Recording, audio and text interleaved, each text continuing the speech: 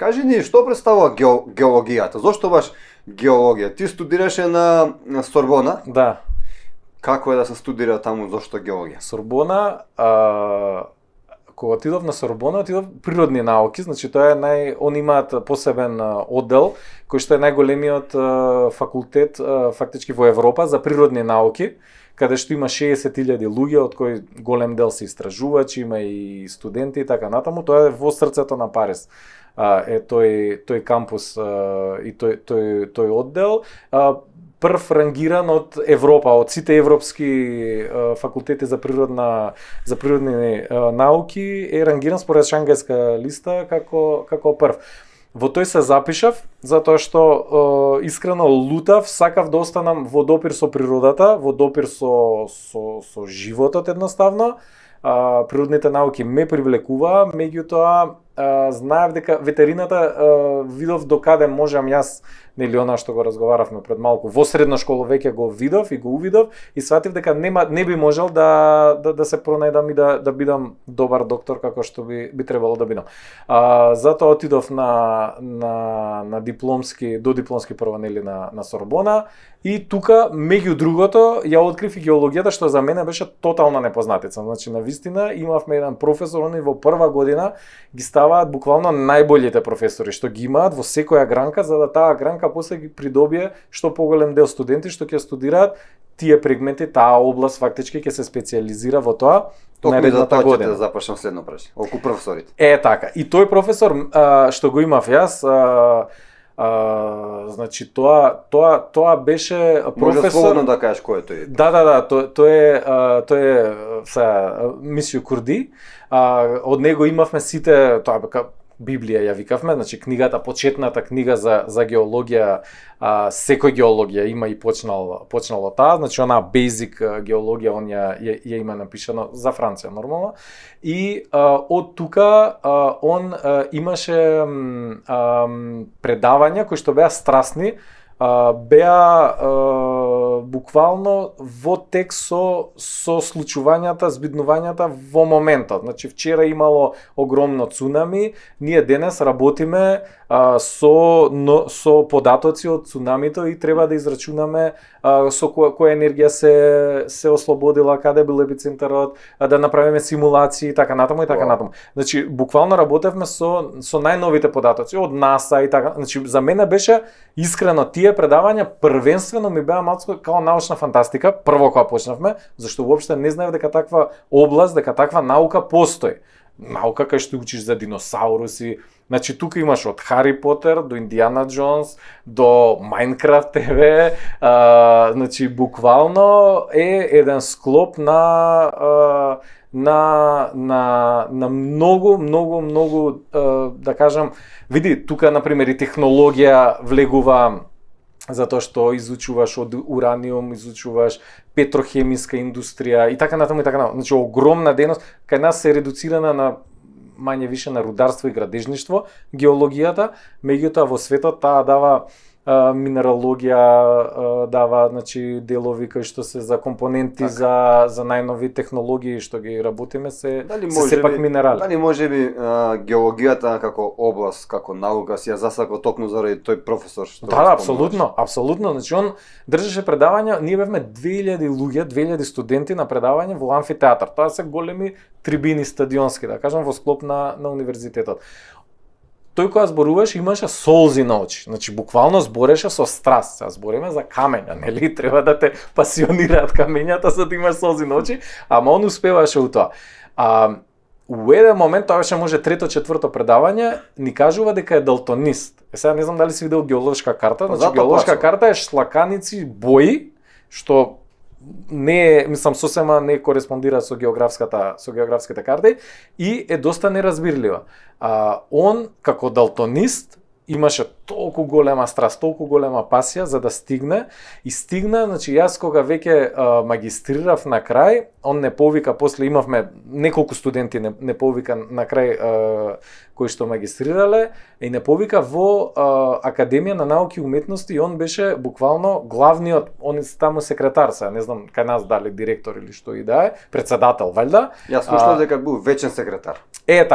Такви им се титулите и они кога ќе починат, фотелјата им останува, името им останува. Значи на масата они кога се собираат, зборам за Академија на науки и уметности, они секогаш го имаат своето столче, затоа што се рачунаат за бесмртни. И он затоа беше вечниот секретар на науки и уметности. Интересно.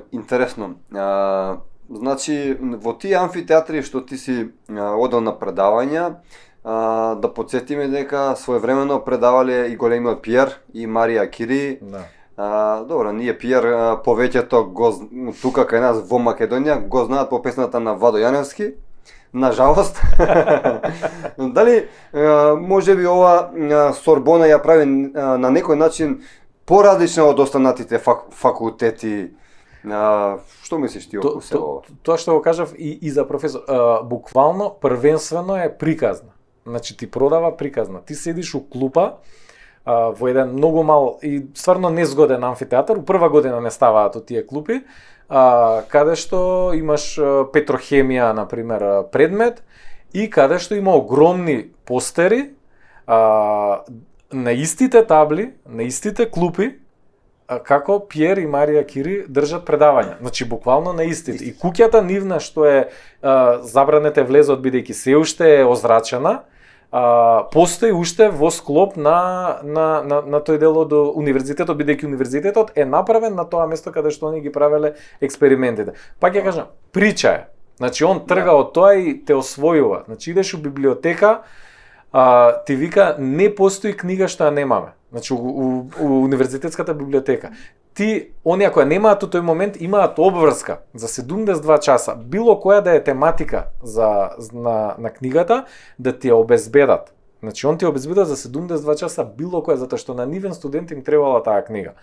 И ти ја носи, нормално ја консултираш и така натаму. Ние консултиравме, некојаш работевме на еден проект, тоа беше за дипломската симулација, беше постато и стварно реален проект работев. Мислам, тоа беше сосема случајно, на Ејфелова кула. Работевме буквално со документи од Ејфел. Значи оригиналите ти ги вадат. Сега он ти ги вади, доаѓа човек како у филмовите, со ракавици, со пинцети, ти ја врти, ти не ја пипкаш, ти не учиш од таа книга. Ама он ти ја вади зашто тоа е дел од причата. Ме сваќаш? Да. И стварно не можеш да не бидеш добар. По завршените студии, каде те води патот? Твојот животен пат? Патот, значи од Париз, стварно кога си студент е прекрасен град, на сите што студираат, што ја гледаат твојот подкаст, твојата емисија што ја гледаат, стварно им препорачувам топло Париз за студирање, е феноменално.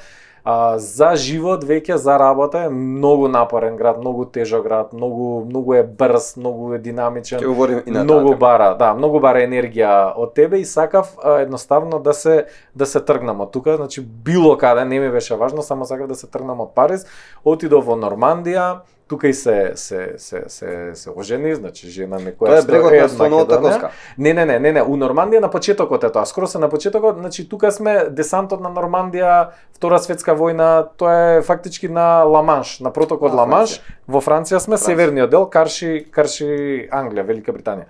И тука прво работам на неколку проекти, после тоа ми дава титула, бев на едно директор он има регионални најмлад директор во таа фирма каде што бев јас, мала филијала ми дада, филијалата реално беше пред умирање и беше малце челендж, као да ме кајде, детево многу ни амбициозно, нека се проба, ако успе, ако не, никому ништо, и успеав. Реално денес се топе, мислам таа филијала и денес тој дечкото што ме наследи си ја држи, си ја води и така натаму. Но малце ми скокна, морам да те навратам.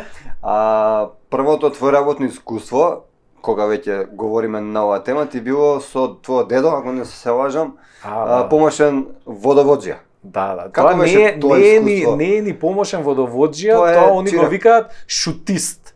Шутист е некој што го симиња шутот.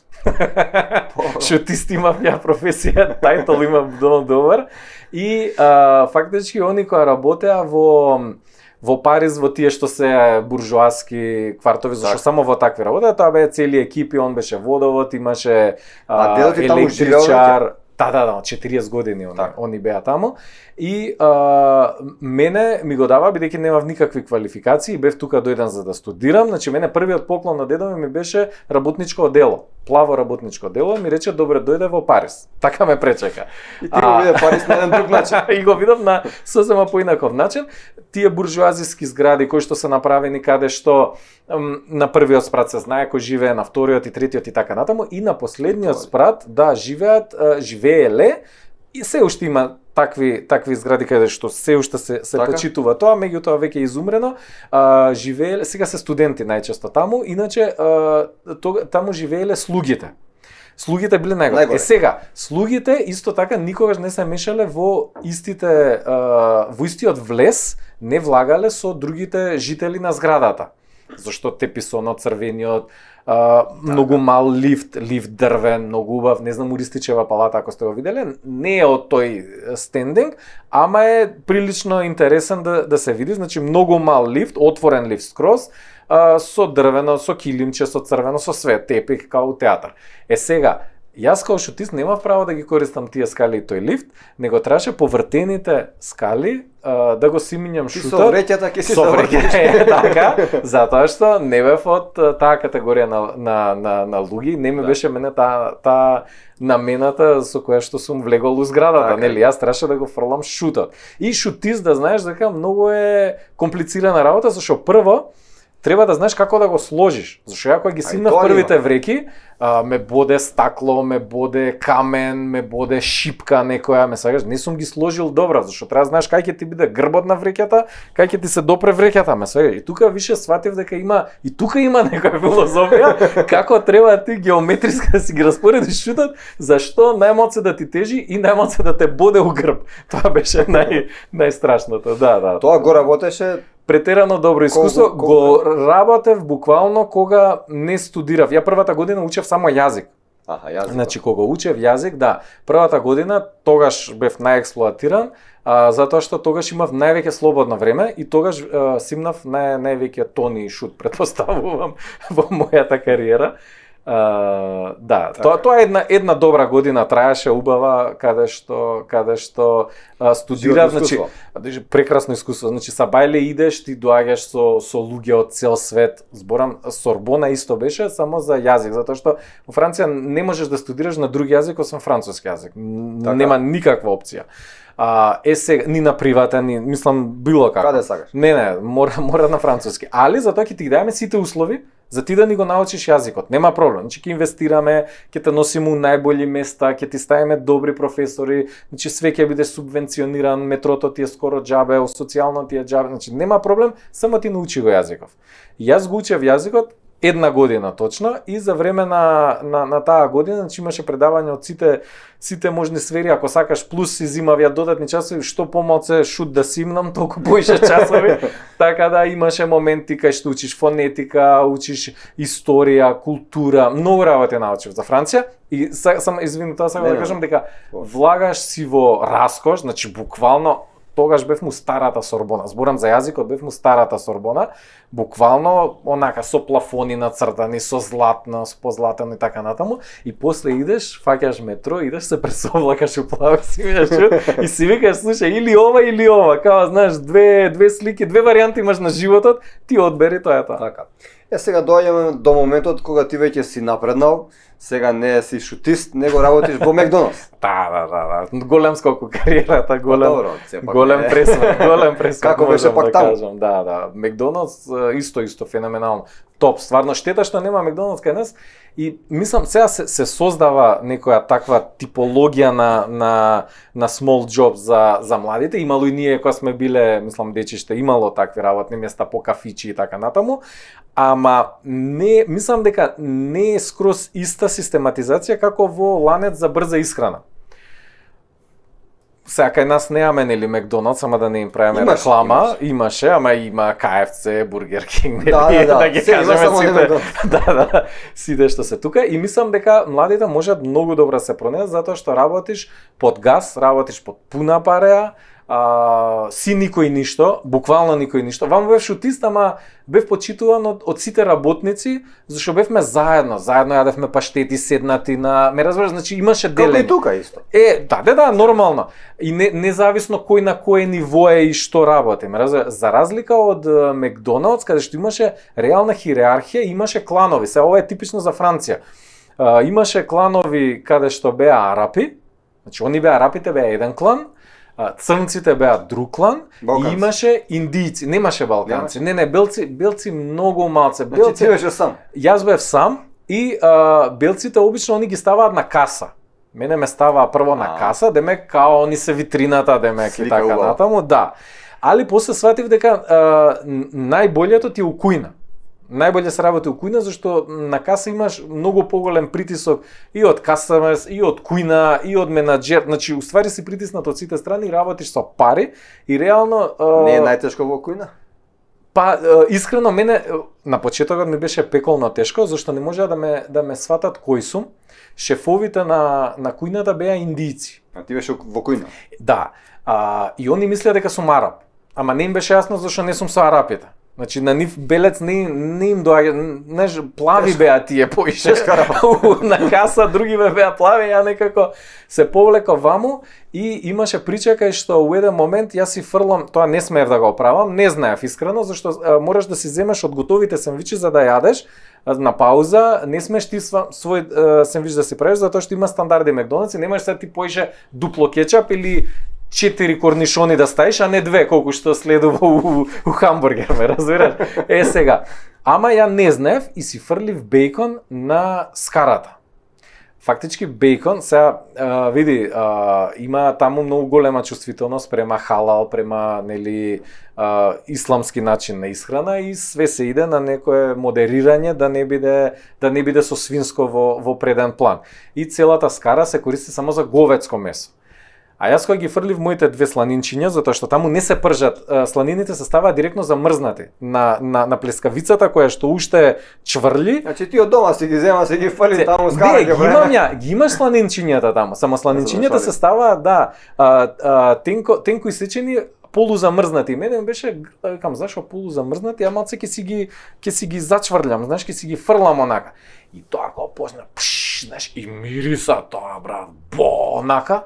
И овие се вртат, вика, бе, шо преш, индиција. Па вика плюс ова, вика ти, вика, како бе, вика ти, вика араб, вика муслиман, вика ваква ќе вика, знаеш ли шо преш едно друго? Викам, не бе, не сум муслиман, како бе, не си, шо си, како си, зашто си, вам дом, Македонија, мајка Тереза, брат, двајцата, не знаеш, и чудно нешто, ме разбира, значи се деша шефовиве што толку ме мразеа, одедна само што им кажа во Македонија, вика, респект као мајка Тереза, почна ми збора, двајцата биле на некој таму патешествие, значи двајцата беа луди по мајка Тереза, и ми вика, ние сме платени да ти викаме, зашто менаџерот одгоре, он слуша и мора да ми го слуша гласот како се дерам. Ти, вика, работи си по твој ритам. Ти уживај. Да, вика, како стигаш така, да ме работава, не забушавај, али вика, не се замарај со мене, да. Викам, шо збори? Знаеш, сваќаш некои работи, некои енигми вака, животни, општествени, што се, да, така се вкрстија многу лекции одеднаш. Што ти прави се учат. мајка Тереза? Ете, мајка Тереза, фала и многу, барем на мене директна помош у кујната Макдоналдс. Интересно. Франција или брегот на слоновата коска, Париз или што мислиш, каде ти беше подобро? Каде се снајде ти подобро? Па искрено види се. И од каде баш брегот на слоновата коска? Тука баш и не е баш позната таја. Ајде у кратки причи, да, тоа е бивша нивна колонија, француска колонија. У кратки причи 3 години бев инженер, после ми даваат нели тајтл као директор регионален на мала филијала. И тука 3 години исто, филијалава се дига, добри сме едно други, мене ми станува досадно. И сватив дека јас фактички функционирам на 3 години. И ден денес еве и со ова што го работам бизнисот, значи буквално, ама не е предвидено. На 3 години мора нов проект, мора нешто ново да се случи, мора некоја така посериозна промена во начинот на кој што работам или тоа што го работам. И тој циклус, и сум читал за тој циклус за 3 години, мислам постоечки стварно постои кај многу луѓе. И мене ми се деси да сменам работа, отидов во една мултинационална фирма каде што имаше 52 филијали и они ми понудија првиот пат да ја преземам филијалата во брегонаслоновата коска, која што имаше голема загуба финансиска. Јас одбив затоа што Татјана беше трудна со второто, а уште го доеше првото. И викам за нас сега плюс Балканец жена да се пораѓа во Африка, знаеш, мислам сосема ми беше незамисливо. Не, да, ама идев ја цело време, знаеш, таму на пат и тоа, ама ми беше некако не соодветно, да кажам. А на нив па сосема спротивно, за нив е сосема нормално, значи они сидеат француски семејства си одат таму на најнормално и си се пораѓаат и жени и све и свашт. И окей, ме остаја, значи се породи Татјана, второто го добивме, све е супер, поминаа некои си 6 месеци фора, едно друго, и ми се јавува повторно директорот, вика, слушај, вика, знам сега се роди дето, пркна ваму таму, вика, сега мислам дека си спремен и ми дава втора понуда. Значи првава беше добра понуда, вторава, ти викам, још болја, зашто они мислат дека ја преговарам. Ме сваќате? А викам, дечки, значи првава беше добра, сега да не се лажеме, вторава е звер. Ама викам, се она дој, се стварно некако 6-месечно ми е, знаеш, маларија има, брат, знаеш, Александар Македонски од маларија умрел, меразе, ние сме осетливи македонците на маларија. Викам, заеби, тоа све супер, си тераме и сега си ги, јас сум им као европски, не е тоа менаџер, него као некој кореспондент, поема немам референт, не знам како ќе му дое нешто така технички и многу често патувам таму. Третиот пат, значи више Малиов има година и нешто, овие дрско губат некој си €1.000.000 загуба, зборам нето после данок све, €1.000.000 за таа година загуба. И ми се јавува председателот на фирмата со, значи 12.000 луѓе е фирмава со директорот. И ми вика, а ја идев некој предавање во Алжир на овие што се државни инспектори за градежништво, им држев предавања. Имав, не знам, 320 наобуки и беа секционирани по групи од 40 луѓе. И возам, вика, возиш, вика, паркирај се. И порад се паркирам. Не, ти удри срце. Да. Вика, слушај, вика, свативме едно друго, вика, еве сега, трета понуда, вика, ако ја одбиеш, сваќаме дека стварно не го сакаш местово, дека не е тоа прашање, дека е друго прашање и више нема да те замараме, тоа е тоа. И ми ја кажуваат понуда. Понуда која не се одбил. Да, викам, чекај се, викам.